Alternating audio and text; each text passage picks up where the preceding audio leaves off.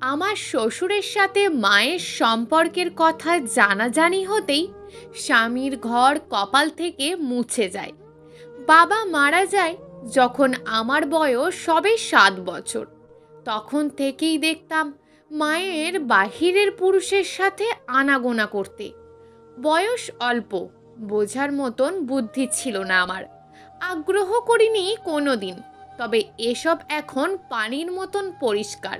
মায়ের হয়তো পরপুরুষের সাথে কুসম্পর্ক ছিল, তবুও নিজ মা সম্পর্কে খারাপ ধারণা আসলেই এড়িয়ে চলতাম বারবার।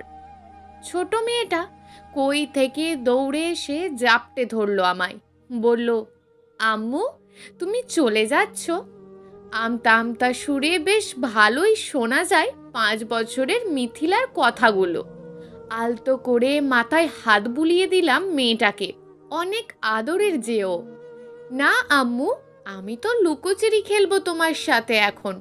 তুমি দূরে গিয়ে লুকিয়ে পড়ো, আমি তোমাকে ঠিক খুঁজে বের করব। মিথ্যা কথা যেন মুখ থেকে বের হতে চাইছে না। অবুঝ মেয়েটা কথা শুনে দৌড়ে ঘরে চলে গেল লুকাতে। শেষ ইচ্ছে ছিল মেয়েটাকে সঙ্গে নিয়ে যাব, কিন্তু আমার স্বামী লিমন মজুমদার বেশ কড়া গলায় বলে দিয়েছে মিথিলা তার সঙ্গেই থাকবে। হাতের তালু দিয়ে চোখ মুছতে মুছতে স্বামীর বাড়ি থেকে বেরিয়ে পড়লাম। আমার নিজের বাড়িতে কোনো প্রকারেই যাব না, সেখানে আমার সংসার ধ্বংসকারী মা আছে। আজ কেমন জানি মা শব্দটি মুখ থেকে বের হতে চাইছে না। রাত তখন গভীর, শুনশান নীরবতা ভেঙে এগিয়ে চলেছি অজানার উদ্দেশ্যে। আশেপাশে জনমানবের কোনো চিহ্ন নেই, বেশ গা ছমছমে পরিবেশ। অন্ধকার ভেঙে এগিয়ে চলেছি আমি। হঠাৎ রাস্তার পাশে এক অতি পরিচিত মুখ দেখে অবাক হলাম। শীতের কুয়াশামাখা রাতে ল্যাম্পপোস্টের বরাবর দাঁড়িয়ে আছে আমারই প্রাক্তন প্রেমিক ফয়সাল। এত রাতে তার উপস্থিতি বেশ ঘাবড়ে গেছি। তীক্ষ্ণ দৃষ্টিতে তাকিয়ে আছে আমার দিকে, ঠোঁটের কোণে এক মায়াবী হাসি। এই হাসিটার জন্য একসময় অনেক পাগল ছিলাম আমি। কতই না ভালো ছিলাম ফয়সালের সাথে। বড়লোক দেখে বিয়ে করে আজ আমার এই পরিণতি। ধীর পায়ে এগোতে থাকি ফয়সালের দিকে। শ্রাবণ, কেমন আছিস? আমার নাম শ্রাবণী হলেও ফয়সাল আমায় শ্রাবণ বলেই ডাকতো। প্রায় 8 বছর পর আবার সেই ডাক এখন মায়াবী লাগছে। আমি ভালো আছি, তুই কেমন আছিস? বুকে চাপা কষ্ট নিয়ে অনায়াসে মিথ্যা বলে যাচ্ছি আমি ভালো নেই রে শ্রাবণ। চোখের অশ্রুকণাগুলো জলজল করছিল ফয়সালের। আমি ফয়সালকে আবারও এত কাছ থেকে দেখব কখনো কল্পনাও করতে পারিনি। ইচ্ছে হচ্ছিল এত দিনের জমানো মনের সব কথা ওকে বলতে, কিন্তু ওর তো আর আমার জন্য সময় নেই। থাকবেই বা কেন, আমি তো ওর কেউ না। এত রাতে এই শুনশান জায়গায় কি করছিস তুই? আর তোর চোখে পানি কেন? প্রশ্নের তীর ছুড়লাম ফয়সালের দিকে। সে শুধু ড্যাব ড্যাব করে তাকিয়ে আছে আমার দিকে। আমার হাতে সময় নেই রে শ্রাবণ, এখন যেতে হবে আমায়। তুই বাড়িতে ফিরে যা, লিমন তোকে খুঁজছে। না, আমি আর ফিরতে চাই না ওই জেলখানায়। আমার কথা শুনে ফয়সাল ভুরু কুঁচকে তাকায়। এই জনমানব শূন্য রাস্তায় তোরে একা ছাড়ি কিভাবে? যাবি আমার সাথে? সকাল হলে যেখানে যেতে চাস চলে যেতে পারবি। এক নিঃশ্বাসে আমি রাজি হয়ে যাই। অনেক বিশ্বাস করি যে ওকে। তাছাড়া এত রাতে একটা মেয়ে রাস্তায় থাকলে খারাপ কিছু ঘটবে এটাই স্বাভাবিক। আর একটাই তো রাত, তাই অগত্যা রাজি হয়ে ফয়সালের পিছু পিছু চলতে থাকি। বেশ খানিকটা হেঁটে একটা পুরনো বাড়ির সামনে এসে দাঁড়াই আমরা। নিভু নিভু মোমের আলোয় অস্পষ্ট দেখা যাচ্ছে বাড়ির ভিতরটা। ফয়সাল আমাকে একটা রুমে নিয়ে আসে, পুরনো সব ফার্নিচার পুরনো ঘরটাতে। খেয়াল করলাম দেওয়ালে নর্তকীদের ছবি টাঙানো। ততটা অবাক হইনি আমি। পুরুষ মানুষের এমন শখ নতুন কিছু নয়, তাই বসে আছি চুপচাপ। শুধু ঘটে যাওয়া ঘটনাগুলো মনে পড়ছে। মিথিলা হয়তো লুকিয়ে থাকতে থাকতে এক সময় বেরিয়ে এসেছে। আমাকে না দেখে মেয়েটা কি করছে? হয়তো কান্না করছে অনেক। মনটা ভারী হয়ে আসছে আমার। ভেবেছিলাম ফয়সাল হয়তো তার পরিবারের সদস্যদের সঙ্গে থাকে, কিন্তু কাউকে তো দেখতে পাচ্ছি না। তবে কি কেউ থাকে না ওর সাথে? আমার সব ভাবনার অবসান ঘটিয়ে একজন মহিলা ঘরে প্রবেশ করে। ফয়সাল কোথাও গেছে মনে হয়, ওকে দেখলাম না। মহিলাটা পান চিবোতে চিবোতে আমার দিকে ভুরু কুচকে তাকিয়ে রইল। কিয়া বাত হ্যায়, এইটা তো দেখি আসমানের পরী। ফয়সাল কোথা থেকে পাইলি এই পরীটা? মহিলাটির গায়ে পড়া অভ্যাস। কেমন কুমন্তব্য করছিল আমাকে দেখে। একটু পর সেখানে ফয়সাল আসে। মাইজি, এইটা আমার পুরনো পরী, টাকা কিন্তু বেশি দিতে হইব, চলবে তো? ফয়সালের এমন কথায় যেন আমি আকাশ থেকে পড়লাম। কি সব বলছে ওরা? মহিলাটি ফয়সালের হাত ধরে টানতে টানতে রুম থেকে বাহিরে নিয়ে গেল। কিছুক্ষণ পর মহিলাটি আবার ঘরে ঢোকে, কিন্তু এইবার ফয়সালকে দেখতে পেলাম না। তার জায়গায় অন্য এক পুরুষ, কালো ভুঁড়িওয়ালা, কেমন বীভৎস দেখতে লোকটা। মহিলাটি আমাকে ইশারা দিয়ে দেখিয়ে দিয়ে রুম থেকে বের হয়ে যায়। আমি অনেক ঘাবড়ে গেছি। আপনি কে? আর ফয়সাল কোথায়? লোকটা আমার কোনো কথাই যেন শুনছে না। কামুকময়ী হাসি দিয়ে এগিয়ে আসছে আমার দিকে। তবে কি আমি পতিতাদের খপ্পরে পড়লাম? ফয়সাল কি আমার অসহায়ত্বের সুযোগ নিল? আমি তো ওকে বিশ্বাস করেছিলাম, শুধু একটা রাত ঠাঁই চেয়েছিলাম ওর কাছে। ভয়ে গলা শুকিয়ে গেছে আমার। লোকটা আমার ঠিক কাছে চলে এসেছে। আমি বুঝতে পারছি না আমি এখন কি করব। চোখের সামনে আবছা হয়ে ভাসছে মেয়ের হাসি মাখা প্রতিচ্ছবি। চোখের কোণে পানি জমে গেছে আমার। তবে কি আমার সতীত্ব আজ নষ্ট হবে? স্বামী ছাড়া কেউ আমার গায়ে এমন করে স্পর্শ করেনি। লোকটা আমার ওড়না হ্যাঁচকা টানে ছাড়িয়ে নিয়েছে। পা হতে মাথা পর্যন্ত চোখ বুলিয়ে নেয় লোকটা। আমায় কিছু না বলেই রুম থেকে বেরিয়ে যায় তিনি। দীর্ঘশ্বাস ফেলে স্বস্তির হলাম। টেবিলে রাখা গ্লাসের পানিটা গপগপিয়ে খেয়ে ফেলি। ভয়ে আমার গলা শুকিয়ে গেছিল। দরজার ওপাশে কারোর কথা বলার শব্দ। সেই মহিলা ও আমার ঘরে আসা লোকটা আমাকে নিয়ে কথা বলছে। লোকটা বলছে, মাইজি, তুমি মেয়েটাকে আমার কাছে বিক্রি করে দাও, যত টাকা লাগে দেব। মাইজি খানিকটা ভেবে রাজি হয়ে যায়। কথা হয় 10 লাখ টাকা দিতে হবে। আমাকে কেনা বেচা হচ্ছে, অথচ আমিই জানি না। বেশ অবাকের বিষয়। লোকটা খানিক বাদে দরজা ঠেলে ভেতরে প্রবেশ করেন। আমার দিকে হাসি মাখা মুখে তাকিয়ে আছেন। লোকটার নাম সাজ্জাদ হোসেন। বেশ নাম করা বিজনেসম্যান। প্রথমেই বলেছিলাম লোকটা একটু কালো আর মেয়াদযুক্ত পেট তার। আমি লোকটাকে একদম সহ্যই করতে পারছিলাম না, কেমন যেন আফ্রিকানদের মতন দেখতে। তবে কথা শুনে মনে হচ্ছিল লোকটা বেশ ভালো। আমি তাকে আমার নাম পরিচয় বললাম, আমার জীবনে ঘটে যাওয়া ঘটনা, এখানে কিভাবে পৌঁছালাম সব কিছুই খুলে বললাম। আমাকে তার সাথে যেতে বললেন, কিন্তু আমার মন সায় দিচ্ছে না। পরিচিত মুখ যেখানে আমার সাথে বিশ্বাসঘাতকতা করেছে, সেখানে এই অপরিচিত লোকটা তো করতেই পারে। কিন্তু উনি তো আমাকে 10 লাখ টাকার বিনিময়ে কিনে নিয়েছেন। মিস শ্রাবণী, আপনার আপত্তি না থাকলে আমার সাথে যেতে পারেন। লোকটার কথা শুনে খানিক ভাবলাম, এত কিছু যখন হয়েছে একবার তাকে বিশ্বাস করেই দেখি। খানিক চুপ থেকে উত্তর দিলাম, যাব তার সাথে। মুচকি হেসে পথ দেখিয়ে নিয়ে আসছেন মিস্টার সাজ্জাদ। বাড়ির সামনেই একটা কালো রঙের প্রাইভেট কার। বেশ দামি গাড়ি দেখেই মনে হচ্ছে। গাড়ির পিছনের সিটে চেপে সাজ্জাদ হোসেনের বাংলোতে পৌঁছাই। বেশ বড় একটা বাড়ি, সদর দরজার সামনে বিশাল আকৃতির সিংহ মূর্তি বানানো। সকাল হয়ে গেছে তখন। দারোয়ান গেট খুলে দিতেই একটা 9 বছরের ছেলে দৌড়ে এসে জড়িয়ে ধরে সাজ্জাদ হোসেনকে।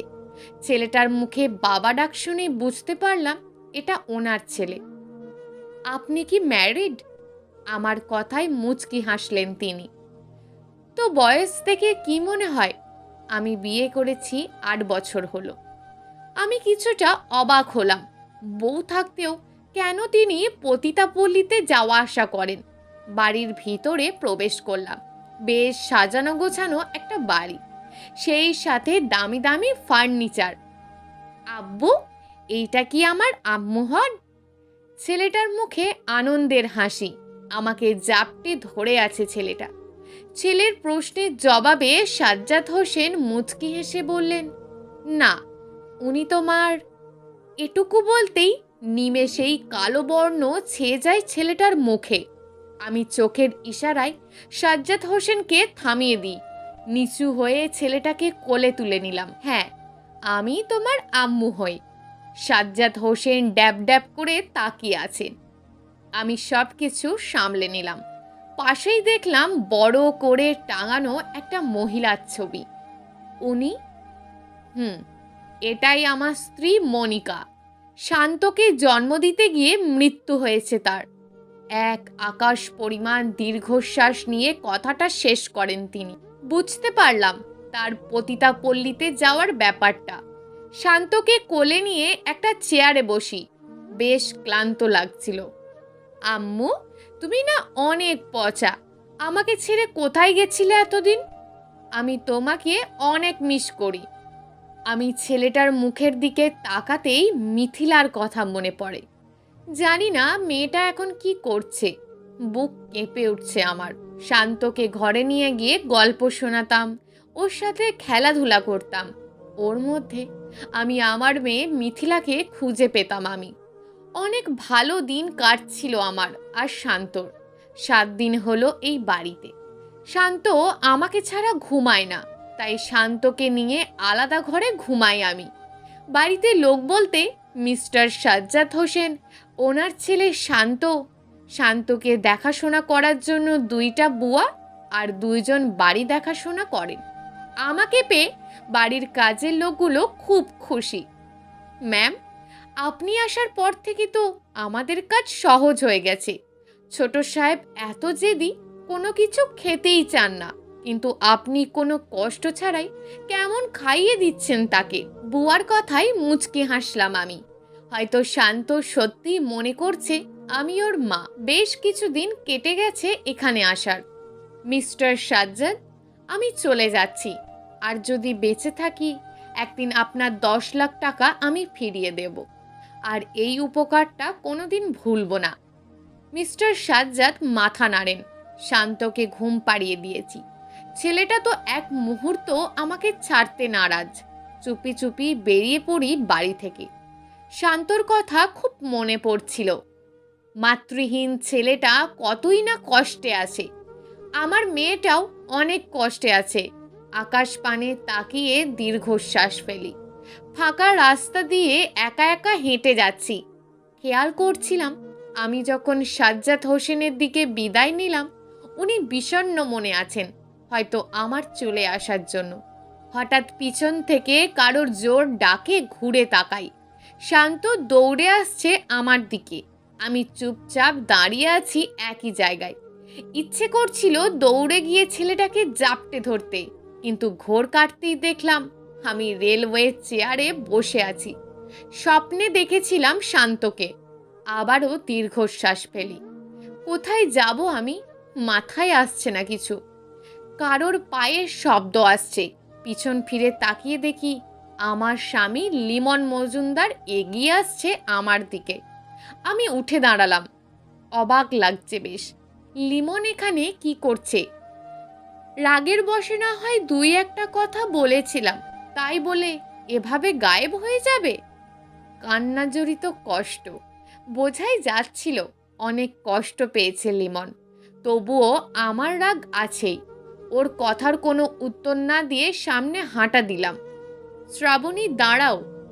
আমি তার কোনো কথাই শুনছি না। এগিয়ে যাচ্ছি সামনের দিকে।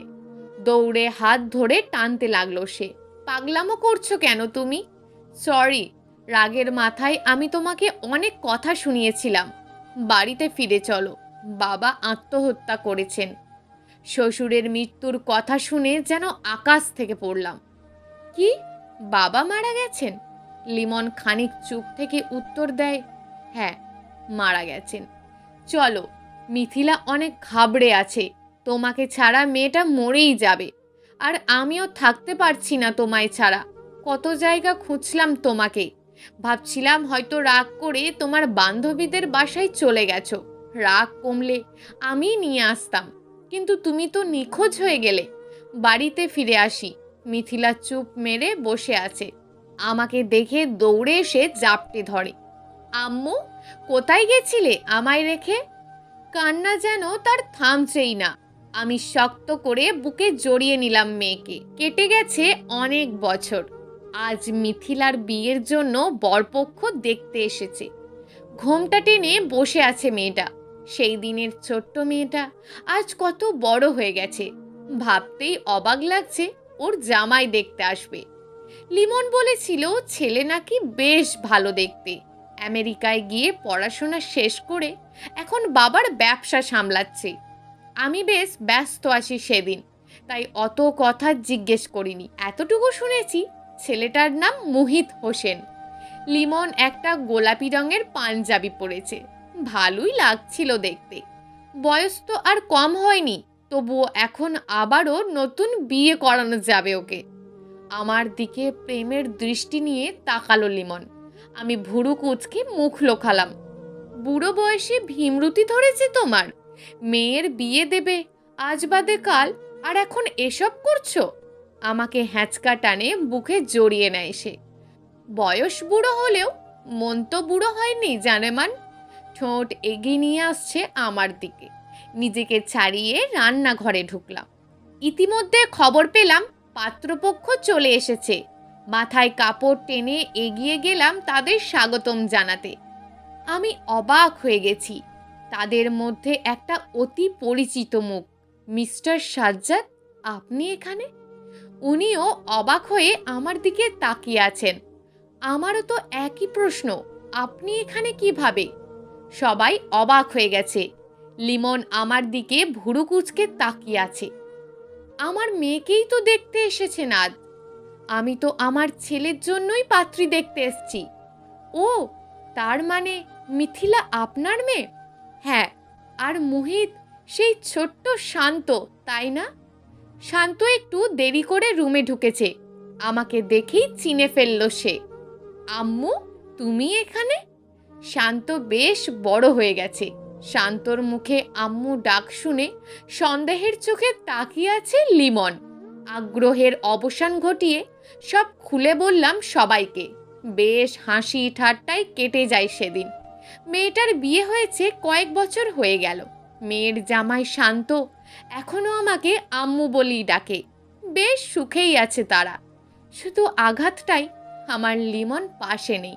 1 বছর আগে হারিয়ে ফেলেছি তাকে। কথাগুলো শেষ করতেই চশমা খুলে চোখ মোছেন মিসেস শ্রাবণী মজুমদার। হসপিটালের বাইরে অপেক্ষা করছিলেন তিনি। আজ ওনার মেয়ে মিথিলার ডেলিভারি হবে। শান্ত অস্থির হয়ে আছে। হসপিটালে আসা লোকেদের সাথে সময় কাটাতে নিজের জীবনের ঘটনা বলছিলেন শ্রাবণী মজুমদার। একটু পরেই খবর আসে মিথিলার মেয়ে হয়েছে। শ্রাবণী মজুমদার লাঠি ভর করে নাতনির মুখ দেখতে যান। একদম আমার মতন দেখতে হয়েছে রে আমার দিদি ভাই, আবেগ মাখা কণ্ঠে বলে ওঠেন মিস মজুমদার। শান্ত আর মিথিলা দুজনেই বেশ খুশি তাদের নতুন মেহমানকে নিয়ে। ভালোবাসা দেখতেও ভালো লাগে। এইভাবেই বেঁচে থাকুক শান্ত আর মিথিলার ভালোবাসা। দূর থেকে মুচকি মুচকি হাসছেন শ্রাবণী মজুমদার। বন্ধুরা, গল্পটি কেমন লাগলো তা অবশ্যই নিচে কমেন্ট করে জানাতে ভুলবেন না। আর যদি আপনাদের গল্পটি ভালো লেগে থাকে তাহলে একটি লাইক করে চ্যানেলটিকে সাবস্ক্রাইব করে রাখুন এই ধরনের নিত্য নতুন গল্পগুলি শোনার জন্য।